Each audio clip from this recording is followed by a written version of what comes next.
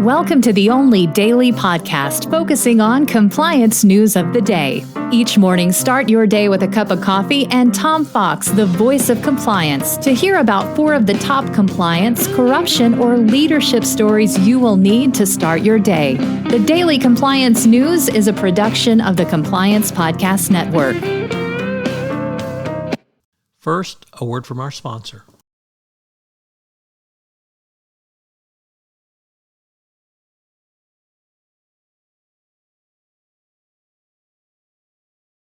The Daily Compliance News for October 10, 2022, the Data Privacy Edition. And we begin with that story from the Wall Street Journal as the U.S.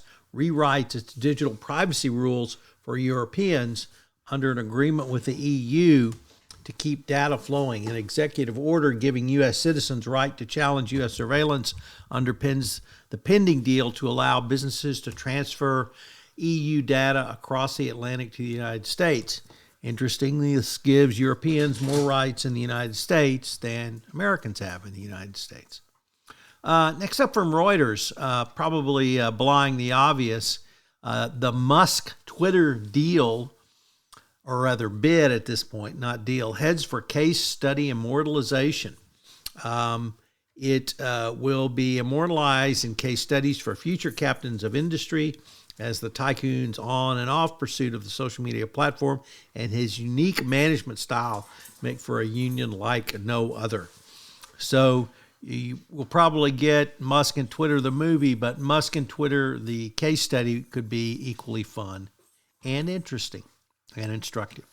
Next up from the BBC, reaching across the pond for this story, the Metropolitan Police has created a new anti-corruption unit to root out criminal colleagues within the force. So this is not a anti-corruption group to ferret out corruption in businesses who violate in the United Kingdom the Serious Fraud Act, but to root out criminal colleagues within the Metropolitan Police in London. Commissioner Sir Mark Rowley assigned 100 detectives to help the Met fight against wrongdoing within its rank.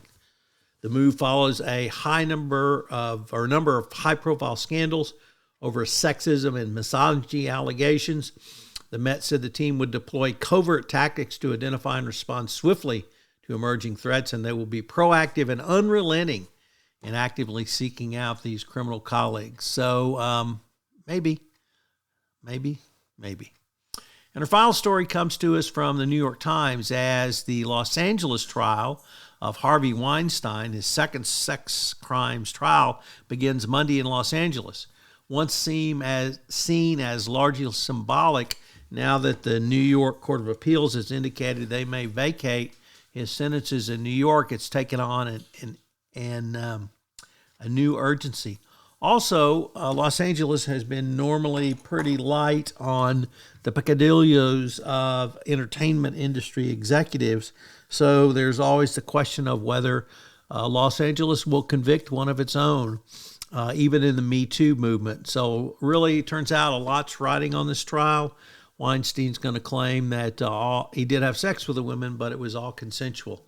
So it's going to be interesting to see how this plays out in a trial in the entertainment capital of the world. The Daily Compliance News is a production of the Compliance Podcast Network and a proud member of C-Suite Radio. Thanks so much for listening. I hope you'll join me again tomorrow.